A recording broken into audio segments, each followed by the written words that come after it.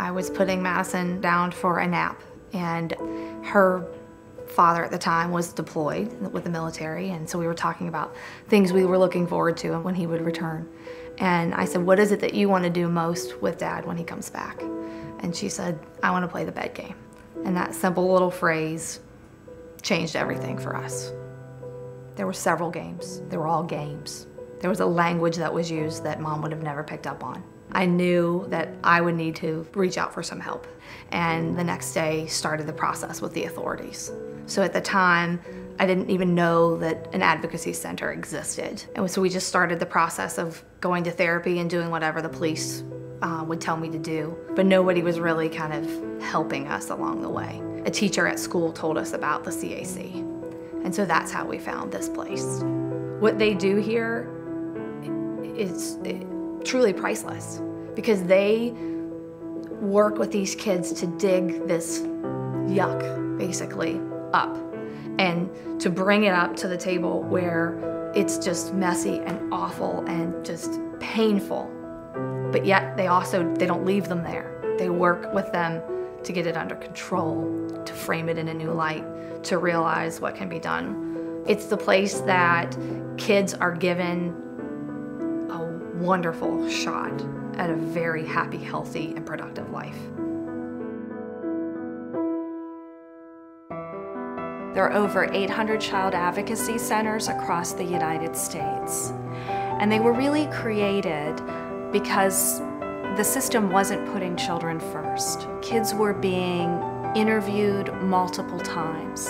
Oftentimes they were interviewed by people that weren't trained in child development or how to deal with kids who have been traumatized. So the questions were often upsetting for children. They were often interviewed in places that weren't very child-friendly. The backseat of police cars, police interrogation rooms, emergency departments.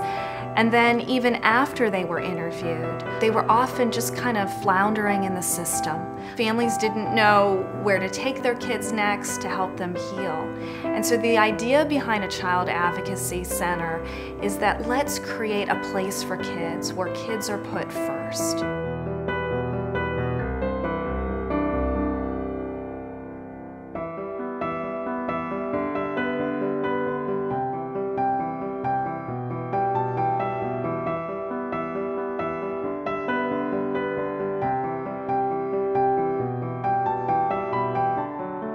If I would get a referral of potential allegations of sexual assault, abuse of a child, we contact Dr. Capage, and she sets up a forensic interview with the child. They get in touch with the family, bring the child in. We conduct the interviews so they're done in a way that doesn't re-traumatize the child and that is developmentally appropriate as far as asking questions. We have an observation room at our facility, and everybody sits in there and can observe the interview while it is going on. The interviewer is wearing an earpiece so that the team can talk to the interviewer.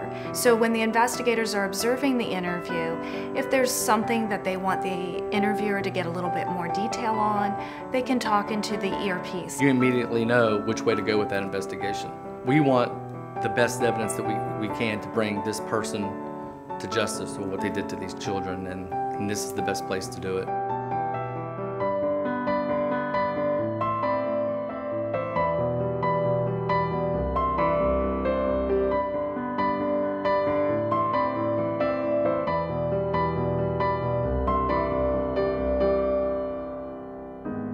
My whole job is to kind of make them feel comfortable here. I get to be the person that they feel close enough or strong enough with that they can tell, to get this huge load off of their chest and to start the healing process. And it's when they tell their story and tell what has happened to them that things start moving, things start changing in their lives. We're a place where kids come and tell their stories so that they can get help, so that the perpetrators can be prosecuted and won't hurt anybody else, and so that the families and kids can be healed and do well in the long term. Watching a child come out of the interview room and their appearance is lighter, like you can see that they've been able to let go of that. That's very gratifying.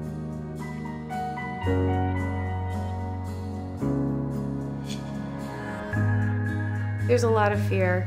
They lose their ability to trust. Their body is always kind of at a heightened anxiety state. Like where we would feel our most fearful, these kids are always right there. But in therapy, as you begin to process the trauma and you really get in there to see what distorted beliefs they have about themselves and really start changing them, you start to see the child come back. Kara's my therapist as well, and Kara just understands what I need, and she helps me to sort through all of the emotions, as well as helps me to stay focused on what I need to do to seek justice for Madison. It's a safe place for me to say, this destroyed my marriage. It's okay for it to be about me for a minute and about Madison the next minute. They give me permission to just lose it sometimes.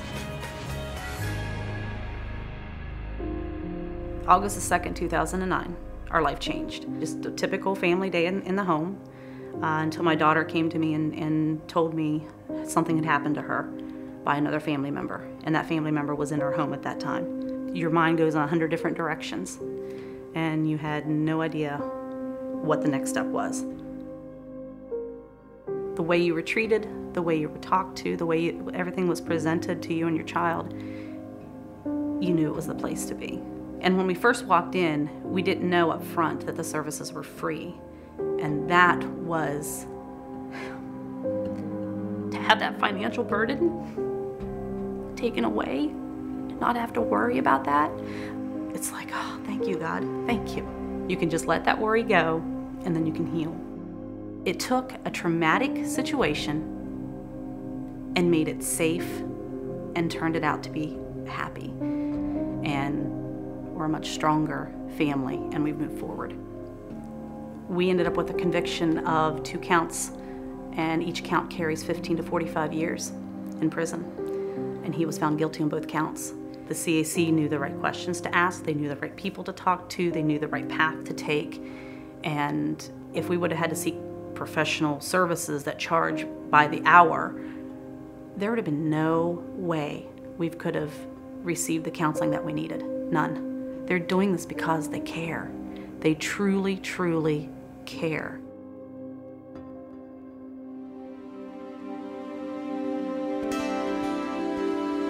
I'm really glad that places like the CAC exist so that little girls and little boys and big girls and big boys and moms can still come and deal with tragic events in their lives and make beautiful lives, you know, as a result, even in the face of such a tragedy. She loves life. She fights with her brother. She does all the things that 8-year-old little girls should do. But she has this side that will forever be, I guess, part of her. Her journey over the next probably 10 years, 30 years, will always have this in the back of it. But because she receives the services here, it's not going to define her, it's not going to keep her down. Counseling and talking about it is so much a part of every day for us that forever, whatever creeps in, she's going to know, hey, I can go back there, or I can seek out additional counseling services. That deep, dark secret came to light, and it will never hold her down again.